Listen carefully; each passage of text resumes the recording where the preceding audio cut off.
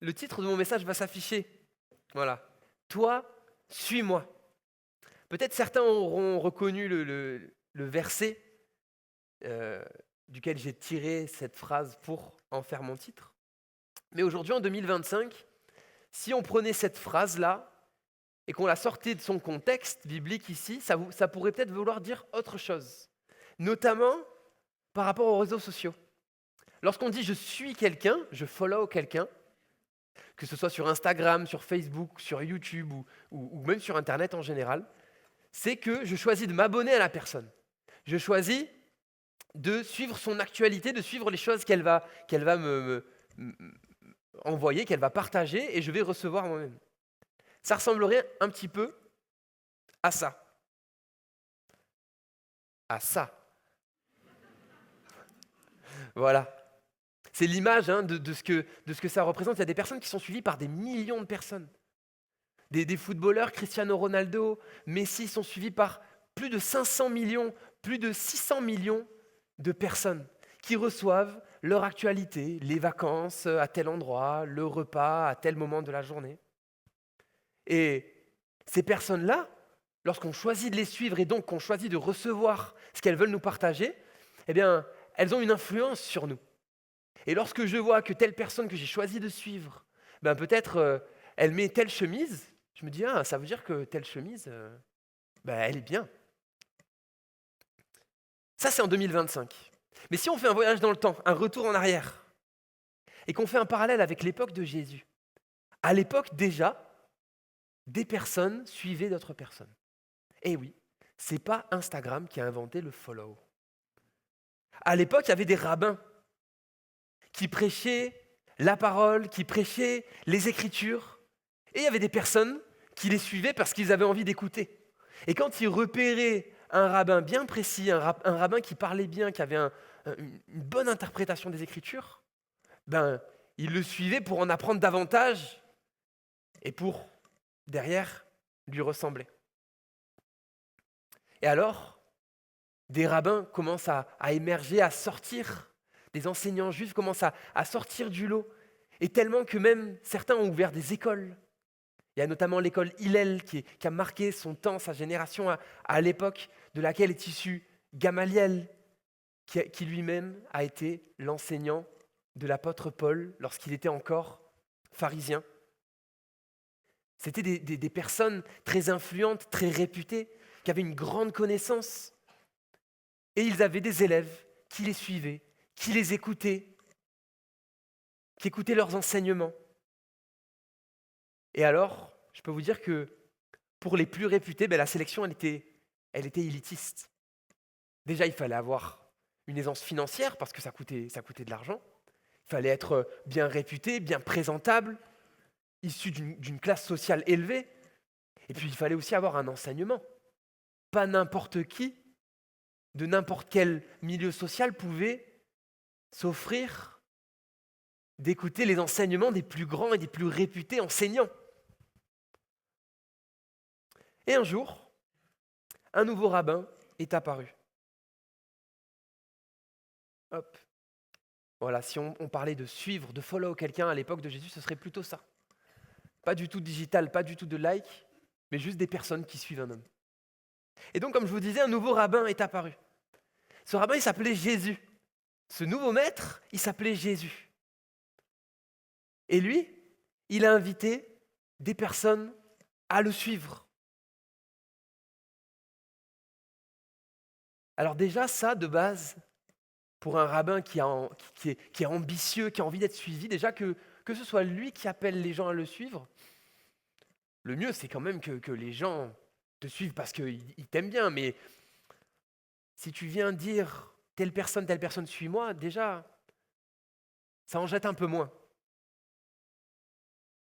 Et alors, quand des personnes lui ont dit « Ah, Jésus, je veux te suivre », pour écouter tes enseignements, pour écouter ce que tu as à me dire sur les Écritures,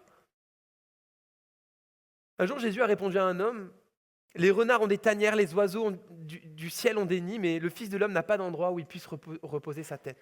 Sous-entendu, si tu veux me suivre, tu vas devoir bouger, tu vas devoir aller d'endroit en endroit et tu ne sais pas trop où tu vas dormir le soir, quoi.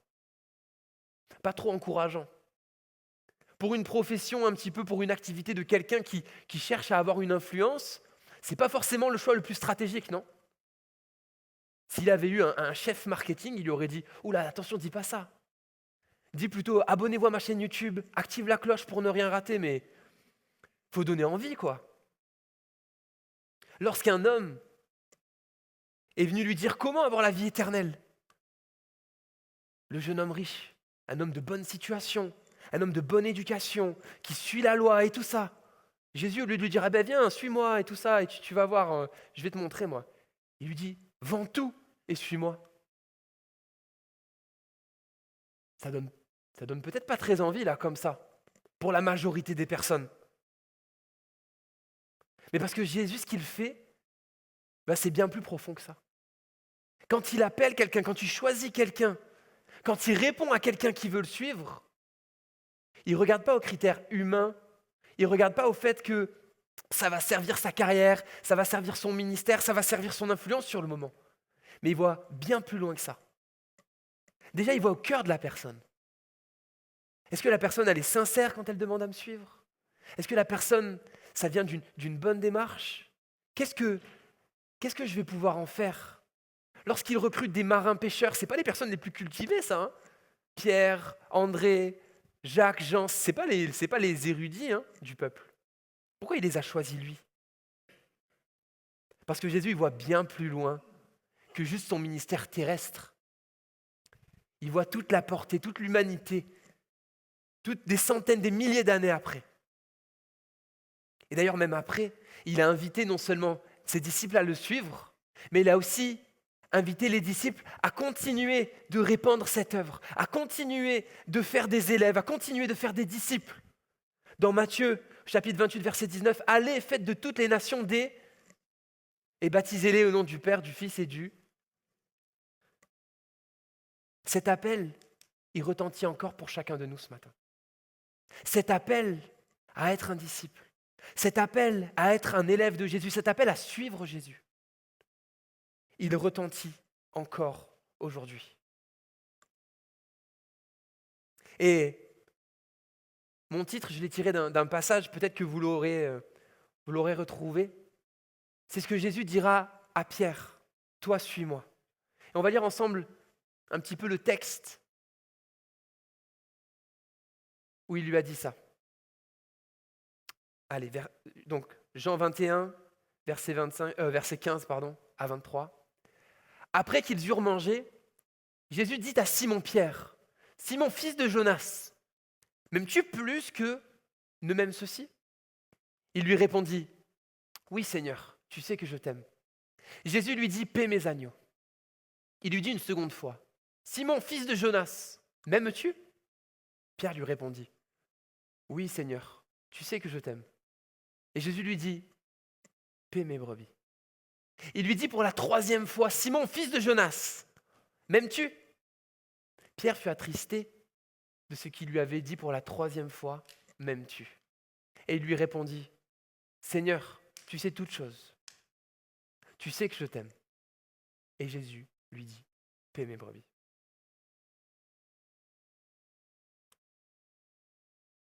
En vérité, je te le dis, quand tu étais plus jeune, tu te saignais toi-même et tu allais où tu voulais. Mais quand tu seras vieux, tu étendras tes mains et un autre te ceindra et te mènera où tu ne voudras pas. Il dit cela pour indiquer par quelle mort Pierre glorifierait Dieu. Ayant ainsi parlé, il lui dit, « Suis-moi. » Pierre s'étant retourné, vit venir après eux le disciple que Jésus aimait, donc Jean. Au passage, celui qui a écrit ce texte. Celui qui, pendant le souper, s'était penché sur la poitrine de Jésus et avait dit « Seigneur, qui est celui qui te livre ?» En le voyant, Pierre dit à Jésus, « Et celui-ci, Seigneur, que lui arrivera-t-il » Jésus lui dit, « Si je veux qu'il demeure jusqu'à ce que je vienne, que t'importe? Toi, suis-moi. »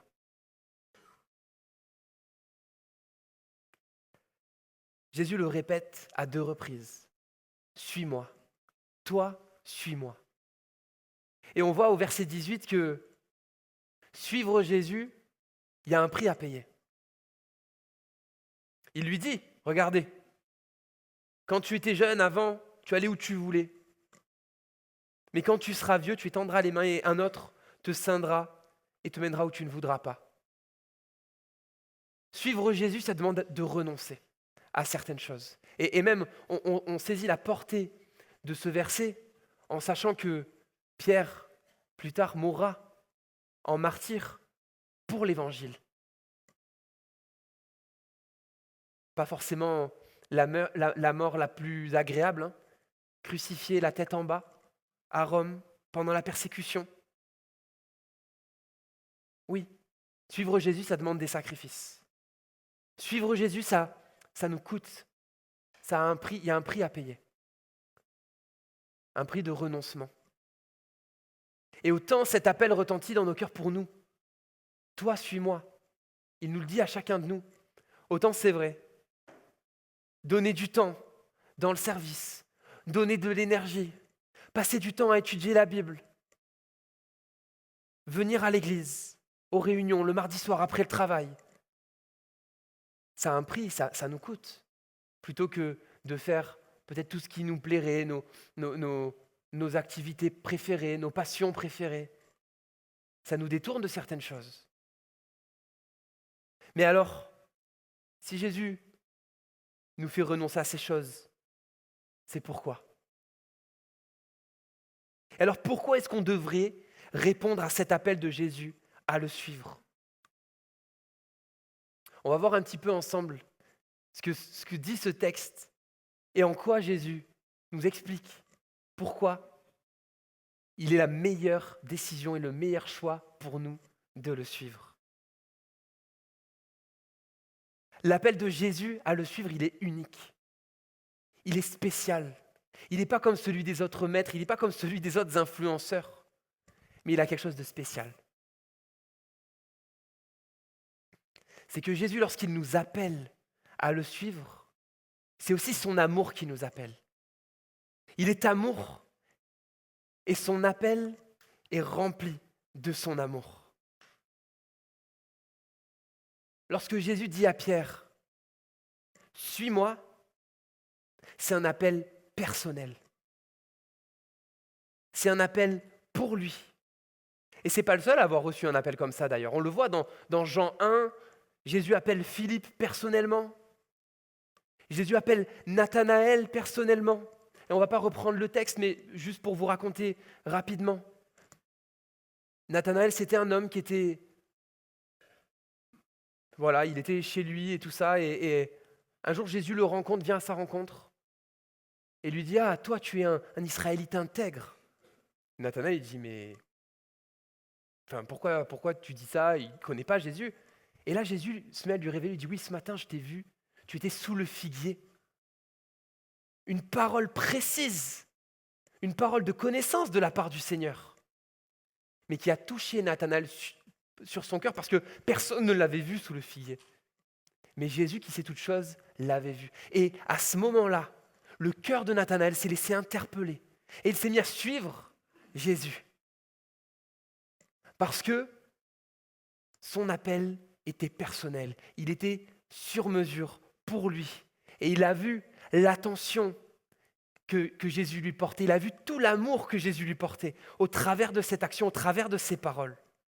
Et ici, Jésus et Pierre ont cet échange après la résurrection de Jésus, après le reniement de Pierre, après que Pierre il ait dit à des personnes, moi cet homme Jésus, je ne sais pas qui c'est, alors qu'il a passé 3 ans à le suivre, il dit aux personnes, je ne sais pas qui c'est.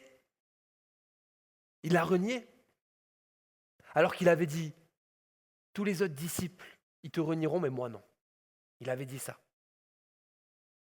Et en réalité, il n'a pas tenu son engagement. Et Jésus vient le voir dans ce contexte-là. Il vient à sa rencontre dans ce contexte-là, comme pour lui dire, je pardonne ton reniement. Je l'avais vu déjà, Jésus lui avait dit, tu me renieras 3 fois avant que le coq chante.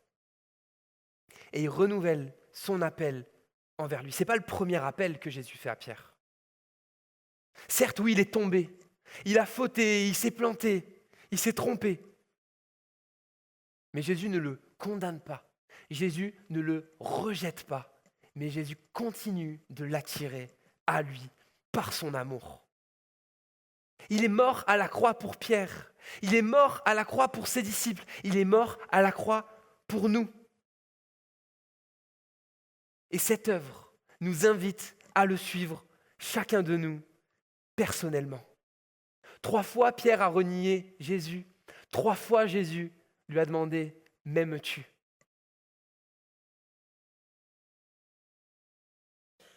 Et 3 fois, il a renouvelé, ça on le verra tout à l'heure, mais une mission pour Pierre. Quand je suis venu au Seigneur, quand je me suis tourné vers lui personnellement, parce que j'ai grandi à l'église, mais on a besoin de faire son propre parcours, de faire notre propre parcours. On a besoin de rencontrer Jésus personnellement. On a besoin de recevoir cet appel personnel pour avoir la preuve dans nos cœurs, sur mesure, que Jésus, c'est le mieux pour nous. Et quand je me suis tourné vers Dieu, lorsque j'étais sur mon lit, à bout de force, moralement, psychologiquement, je vous passe les détails, j'ai crié à Dieu et Dieu est venu, il a rempli mon cœur. Peut-être que vous avez déjà entendu ce témoignage parce que je l'ai déjà raconté ici, bien sûr. Mais il y a un détail que je n'ai pas forcément raconté, que je ne raconte pas forcément. Je l'ai raconté au parcours baptême, donc il y a 4-5 personnes qui l'ont déjà entendu. Mais en fait, ce qui s'est passé, c'est que le lendemain, alors que je venais de crier à Dieu, que Dieu m'avait répondu, que Dieu avait rempli mon cœur de son amour, j'avais ce désir de continuer à le suivre, de continuer à avoir ce contact avec lui, avec sa présence. Alors j'ai mis un CD qu'on m'avait offert, un CD de Matt Marvan, noir et blanc, un album, comme ça, qu'on m'avait offert, que j'avais écouté une fois, que j'avais dit « ouais, pas mal, ok ». Mais... Eh bien, dans la première chanson, « Je t'appellerai », Matt Marvan, qui n'a aucune idée de qui je suis, raconte ma vie mot pour mot. Phrase après phrase, il raconte ma vie, il raconte ce que je vis, il raconte ma situation. Et ça me touche, mais au plus profond de mon cœur. Parce que c'était comme si Jésus répondait à ma prière de la veille, pas seulement « Ok, je suis là avec toi », mais bien plus que ça en fait. Je te comprends, je te connais, je te suivais et je t'appelle. Jésus nous appelle personnellement. Son amour pour nous est réel. Il appelle chaque homme, chaque femme personnellement. Jésus, il ne fait pas une grande campagne de recrutement avec des affiches où il y a un monsieur qui pointe comme ça du doigt et ça pointe chaque personne qui passe devant en réalité. C'est personnel, c'est sur mesure, parce que son amour pour nous est sur mesure, tel que nous sommes. Il te connaît par ton nom, toi-même, il connaît ton parcours, il connaît ta sensibilité. Et si tu l'appelles, si tu lui fais cette prière, il veut toucher ton cœur, te parler personnellement. D'une manière qu'il n'y a que toi qui recevras. Tu peux chercher sa face, ouvrir ton cœur, disposer ton cœur à recevoir son amour. Il connaît tes questions, il connaît tes doutes, il connaît tes peurs. Et il veut y répondre dans la langue que ton cœur comprendra. Alors si tu doutes, si tu te poses des questions, si tu passes par un chemin où tu ne sais plus vraiment si le chemin que Jésus te demande d'emprunter, c'est le meilleur pour toi, rappelle Dieu. Moi, je crois que Dieu t'appelle. Dieu t'appelle à lui ouvrir ton cœur personnellement, à le prier, à dire « Seigneur, je veux te suivre », à reprendre cet engagement si peut-être tu t'es détourné. Dieu nous appelle dans un but précis. Il nous veut près de son cœur pour un but précis. Parce que son royaume, c'est au travers de nous qu'il veut le faire avancer. Son royaume, c'est au travers d'hommes, de femmes, de ses enfants qu'il veut le faire grandir. Est-ce que le Créateur de toutes choses n'aurait pas pu choisir de faire grandir son royaume, de faire grandir son peuple, de faire grandir ses enfants, de transmettre le message de n'importe quelle manière. Il aurait pu nous surprendre à inventer une manière incroyable qu'on n'imagine pas pour le transmettre, mais son choix, c'est de nous utiliser. Son choix, c'est de se servir de nous. Et on le voit dans le texte. Parce que Jésus dit à Pierre, « Tu m'aimes ? Paie mes brebis, paie mes agneaux. Occupe-toi de ton frère, occupe-toi de ta sœur, occupe-toi de la personne qui est assise à côté de toi ce matin, occupe-toi de ton voisin. Je te le confie. Comme moi je me suis occupé de toi, occupe-toi de lui. » Jésus a renouvelé son appel à ce que Pierre le serve autant de fois que Pierre l'a renié. Son choix, c'est de se servir de toi, de se servir de moi. On disait tout à l'heure que Jésus était un rabbi, un maître particulier. C'est vrai. Les rabbis à l'époque, quand ils recrutaient leurs élèves, quand ils recrutaient leurs disciples, ils leur faisaient apprendre les textes par cœur. Ils leur faisaient connaître sur le bout des doigts toutes les Écritures. Jésus, il a envoyé ses disciples sur le terrain. C'est vrai, on le voit dans les évangiles. Il leur a dit, allez-y, deux par deux, vous allez aller dans telle ville, vous allez aller dans telle ville, vous allez prier pour les malades, vous allez annoncer que le royaume de Dieu vient sur terre. Les démons vous seront soumis. Et même les disciples, ils sont allés et ils ont dit, mais Seigneur, c'est vrai, ce que tu as fait, ça s'est vraiment passé. Il les a envoyés sur le terrain. Il s'est servi d'eux. Il a mis son esprit en eux. Il a parlé, guéri, prié, aimé au travers d'eux. Il les a qualifiés. À la Pentecôte, Jésus a envoyé son esprit dans ses enfants. Et quand on avance un peu, on voit qu'un homme fait une prédication époustouflante. Il prêche la bonne nouvelle de Jésus d'une manière époustouflante et des milliers de personnes ont été ajoutées à l'église ce jour-là, la Bible nous dit. Cet homme, c'est Pierre. Le même qui avait renié Jésus un petit peu avant. Comment ça ? L'homme qui a renié Jésus face à une vieille dame ? Ce même-là, il prêche devant 3000 personnes, 5000 personnes ? Oui. Parce que Jésus nous qualifie. Parce que son esprit nous qualifie. Il est notre pédagogue. Il est celui qui nous inspire. Jésus n'a pas choisi, comme on le disait tout à l'heure, ses disciples pour les qualités humaines qu'ils avaient, pour leurs capacités, pour leurs compétences, pour leurs connaissances. Mais c'est tellement plus beau de voir ce que le Saint-Esprit peut faire avec quelqu'un qui est dans la faiblesse. C'est dans sa faiblesse qu'est notre force.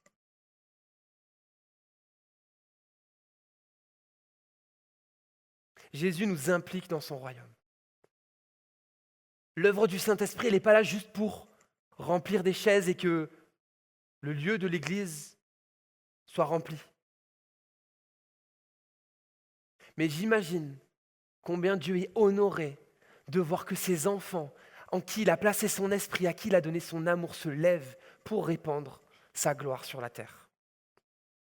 Ceux qu'il a appelés, qui s'attellent à la tâche de répandre, de parler, de s'occuper des personnes autour d'eux, d'accomplir les œuvres que l'Esprit nous inspirera.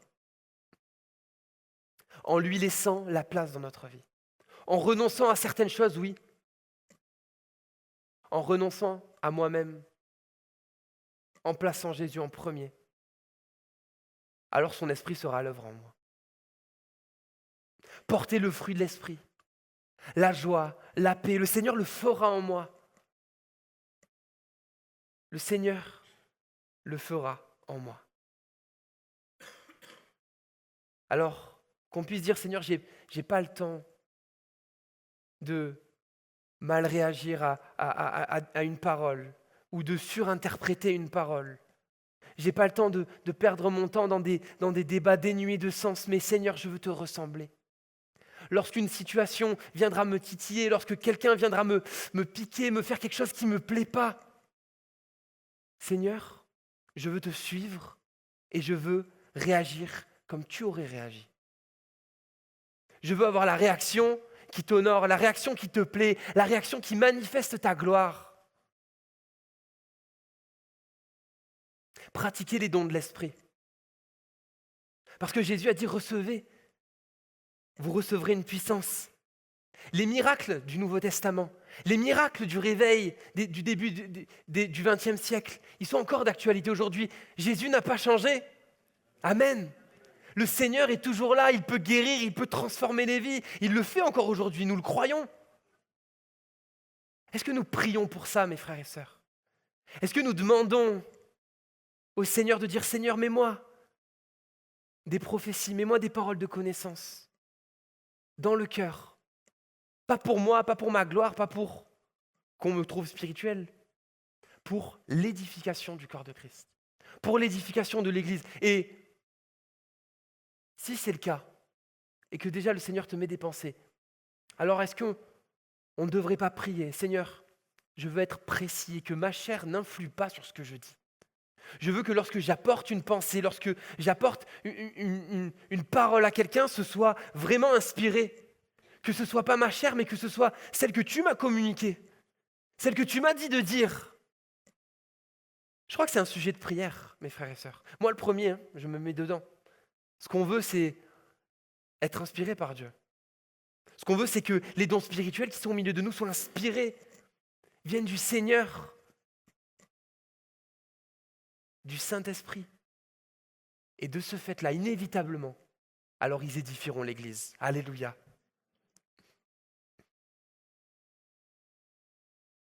Dieu veut se servir de moi, veut se servir de nous, dans l'implication, dans son Église, dans le service. Tout à l'heure, il y avait un QR code, il y avait l'annonce avec le QR code. Servir dans l'Église, bâtir l'Église, donner de mon temps. Oui, c'est vrai, peut-être que du coup, le dimanche matin, ma grasse mat, elle passera à l'eau parce que je devrais me lever plus tôt pour aller faire l'accueil, pour faire le parking, dans le froid. Mais Seigneur, je veux le faire pour toi. Tu as tout donné pour moi. Moi, je veux donner de mon temps pour toi. Je veux donner de mon énergie pour toi.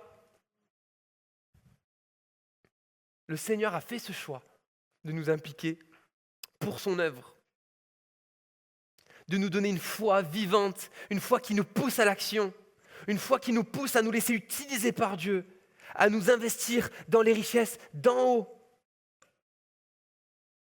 Et Jésus, dans ce texte, il place un avertissement. Il revient bientôt. C'est vrai, hein? Il le dit. Suivre Jésus parce qu'il revient bientôt. C'est vrai, il nous l'a promis. Il revient nous chercher. Il revient chercher son Église, son épouse. Personne ne sait l'heure. Personne ne sait le jour. Mais il nous l'a dit. Moi, je crois qu'il le fera. Je crois qu'il est fidèle. Je crois qu'on peut croire dans ses paroles. Regardez comment il le dit à Pierre. Pierre s'étant retourné, vit venir après eux, le disciple que Jésus aimait, celui qui, pendant le souper, s'était penché sur la poitrine de Jésus et avait dit « Seigneur, qui est celui qui te livre ?» En le voyant, Pierre dit à Jésus « Et celui-ci, Seigneur, que lui arrivera-t-il » Et Jésus lui dit « Si je veux qu'il demeure jusqu'à ce que je vienne, que t'importe, suis-moi. » Ici, il y a clairement un encouragement à suivre Jésus, mais sur le long terme. À suivre Jésus, pas sur une durée de 15 jours, parce qu'on ne sait pas quand est-ce qu'il reviendra, mais à veiller, à avoir cet objectif-là. C'est un cadeau qu'il fait à Pierre, là, le Seigneur. C'est un cadeau qu'il nous fait. Un objectif, une carotte. Quelque chose pour le suivre, quelque chose pour nous motiver. Parce qu'on peut prendre un chemin, mais si on ne sait pas jusqu'où on va, c'est plus difficile de tenir sur la longueur. Mais là, le Seigneur, il nous met un objectif. Jusqu'à mon retour, jusqu'à ce que je revienne. Veille pour cette raison. Tu ne sauras pas quand, tu ne sauras pas à quel moment. Tu ne sais pas si ce sera la nuit, si ce sera le jour. Mais le jour où je reviens, je veux que tu sois au plus près de moi. je veux que tu veilles pour t'amener avec moi, avec mon Église. Ici, Pierre, il demande, mais du coup, Jean, qu'est-ce qu'il va faire? Moi, tu me dis, paie mes brebis, tu me dis, suis-moi, mais lui, du coup. Et Jésus lui dit, mais ne t'occupe pas des autres. Attention, pas ne t'occupe pas dans le sens de, vous avez compris, de s'occuper. Mais ne te compare pas. Ne te compare pas avec l'autre. Ne regarde pas, est-ce que l'autre, il fait mieux ses prières que moi? Ne regarde pas, est-ce que l'autre, il chante mieux que moi quand je suis à côté de lui? L'autre, il est plus ponctuel que moi. Non, ne regarde pas à ça. Que ce soit dans un sens supérieur ou inférieur. Oui, moi je suis mieux parce que je suis plus fidèle et je suis plus disponible dans mon service, je donne plus de disponibilité. Le Seigneur nous dit, regarde pas à ça. Si tu le fais, fais-le pour moi. Fais-le les yeux fixés sur moi. Fais-le avec pour objectif de me suivre jusqu'au bout. Fais-le avec pour objectif de répandre mon royaume. Ne crois pas que je regarde à ça. Quand on commence à se comparer, quand on commence à regarder d'une manière trop malsaine les personnes autour de nous, on commence à développer de la jalousie. C'est pas vrai? On commence à développer du jugement. On commence à se sentir inférieur, se sentir supérieur. Mais la réalité, c'est que quand on fait ça, qu'on regarde aux autres, qu'on s'accroche de trop aux paroles des autres ou à ce que quelqu'un a pu me faire qui est venu me blesser, mon regard n'est plus sur Jésus. Et Jésus veut qu'on le suive de près. Alors, attelons-nous de toutes nos forces à garder nos yeux fixés sur Jésus et sur Jésus seul pour le suivre. Nous devons suivre Jésus. Pour ça, nous devons être en contact avec lui, être en contact avec Jésus. Comme un parent qui, dans une foule, il tient la main de son enfant. Parce qu'il sait très bien que lorsqu'on est pressé dans une foule, qu'on est en ville peut-être, ou qu'il y a beaucoup, beaucoup de monde, s'il lui dit « reste à côté, je marche », en fait, une personne s'infiltre, et on peut vite être éloigné. Mais par contre, si je garde mon contact, si je garde sa main dans ma main, alors, personne ne pourra nous séparer. Notre contact est trop proche, on se touche. Ma relation avec Dieu, elle doit être pareille. Elle doit être quotidienne, elle doit être profonde. Lorsque je veux entendre sa voix, lorsque je veux passer du temps avec lui pour mieux le connaître,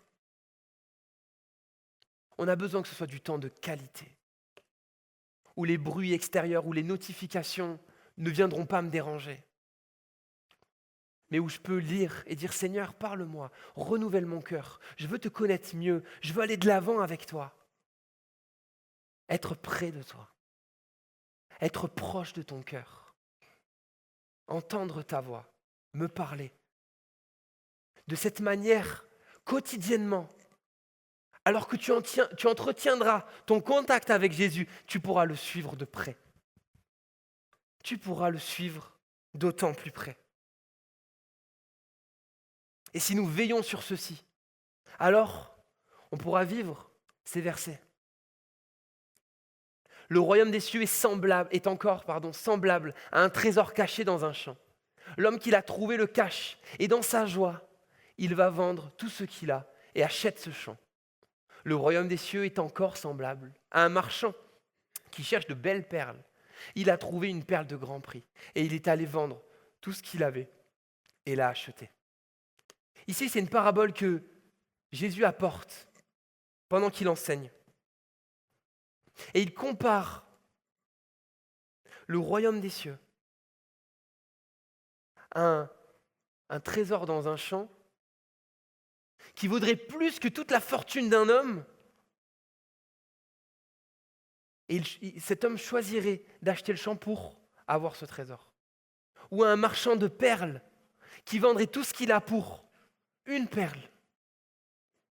mais une perle qui a tellement de valeur qu'elle surpasse tout ce qu'il avait déjà. Une perle tellement précieuse qu'elle vaut plus que tout le reste. Oui, le royaume de Dieu, la vie éternelle, la vie avec le Seigneur, suivre Jésus, ça a plus de valeur, parfois, que certaines choses auxquelles je dois renoncer. Ça a peut-être plus de valeur qu'une opportunité qui t'éloignerait de Dieu. Si un jour, un choix vient à t'éloigner de ce trésor, alors ne le prends pas. Même si tu aurais l'impression d'y gagner, tu y perdras. Si un jour une relation, quelqu'un t'éloignerait de Dieu, même si, comme ça, de prime abord, ça pourrait t'apporter quelque chose. Mais spirituellement, tu as plus à gagner à choisir Jésus à la place. Si cette personne, elle t'éloigne de Dieu, alors coupe et choisis la perle de grand prix. Choisis Jésus. Choisis de le suivre lui. Alors ce matin, Dieu renouvelle son appel envers nous.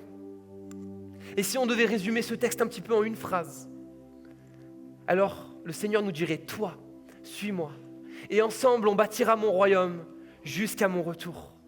Un appel personnel, son amour sur mesure pour nous utiliser. Quelle grâce, quel privilège de pouvoir nous investir, nous impliquer, être utilisés par son esprit. Jusqu'à mon retour, l'objectif, le bout du chemin. Le bout du chemin avec Jésus. Ce matin, il y a un appel à suivre Jésus dans les détails de notre vie.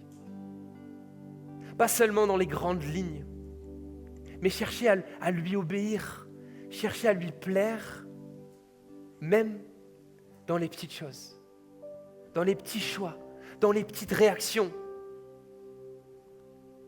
Chercher à perfectionner ma manière de le suivre.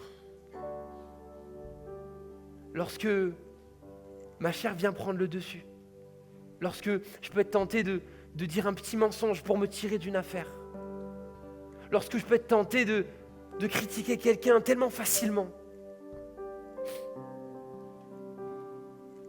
lorsque je peux être face à un choix, une opportunité tellement grande, mais qui m'éloignerait de Dieu. Le suivre dans les détails. Qui a déjà vu un moniteur de ski avec ses élèves? Levez la main un peu pour voir. Vous êtes avec moi toujours? Le moniteur de ski fait des traces dans la neige. Il prend un chemin et il dit aux élèves, imitez bien mon chemin et mes gestes. Le mieux possible. Et on les voit tous, ils se suivent comme ça. On dit, oh là là, mais ils vont se rentrer dedans.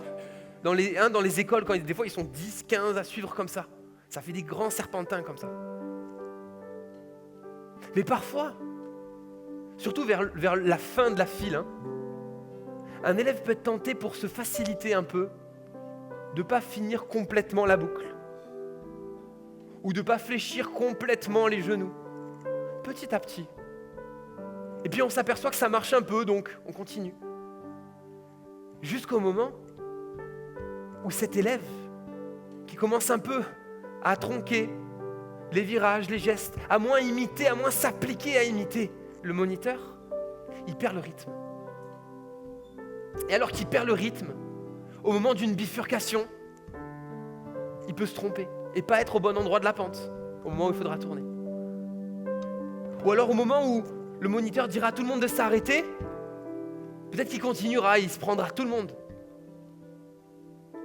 Mais si je m'applique à rester bien dans les traces de Jésus, si je m'applique dans les détails, Seigneur, je veux rien laisser au hasard. Seigneur, je veux te suivre dans les détails. Je veux te suivre dans les petites choses, dans les petits choix de ma vie. Quotidiennement, je veux te suivre. Quotidiennement, je veux chercher ta présence.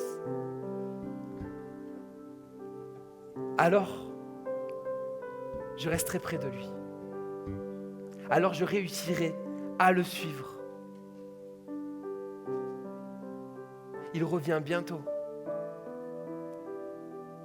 Et ce matin, on va finir ces moments en chantant, en proclamant « Jésus, je te suivrai ».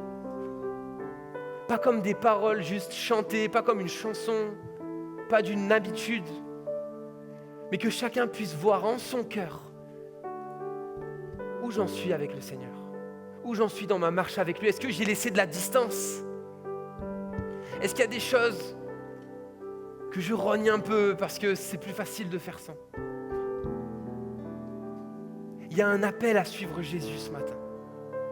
Il y a un appel à faire ce choix, à reprendre cette décision, à renouveler notre engagement envers lui. Il nous appelle à le faire. Toi, suis-moi. Le Seigneur veut bâtir son royaume avec toi jusqu'à son retour. Alors je vous invite à vous lever et on va proclamer ensemble ces paroles. Si tu veux le suivre, chante-le de tout ton cœur.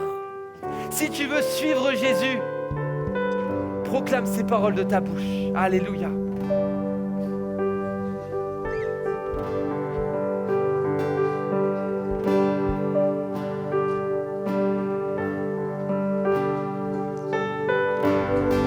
Faire sans rien garder, tu as souffert pour me sauver. Oh. Jésus, je te suivrai, je t'aimerai plus que la vie, te servirai malgré le prix. Oh. Jésus, je te suivrai. Dans la joie, quand le soleil m'inonde, sur les monts où ta présence abonde. Oh. Jésus, je te suivrai. Dans la peine, quand mon âme sombre, dans la vallée du deuil et de l'ombre. Oh. Jésus, je te suivrai, car tu es mort, car tu es mort pour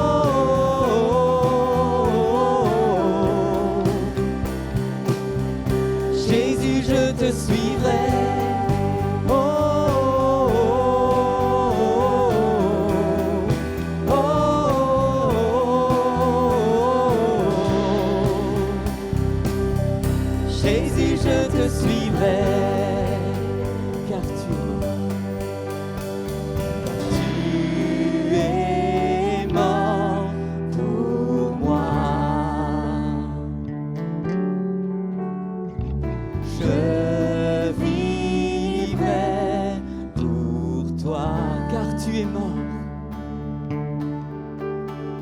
Car tu es mort pour moi. Je vivrai pour toi, on l'acclame. Je vivrai pour toi. Tu t'es offert sans rien garder. Tu as souffert pour me sauver. Jésus, je te suivrai. Je t'aimerai plus que la vie, te servirai malgré le prix. Oh. Jésus, je te suivrai.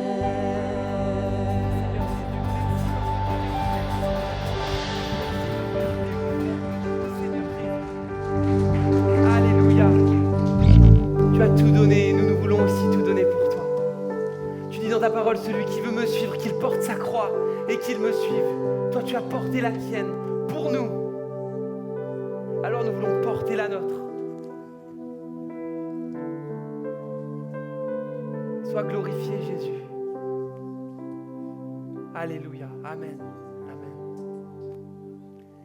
Soyez bénis, mes frères et sœurs. Un bon dimanche et un bon retour à chacun.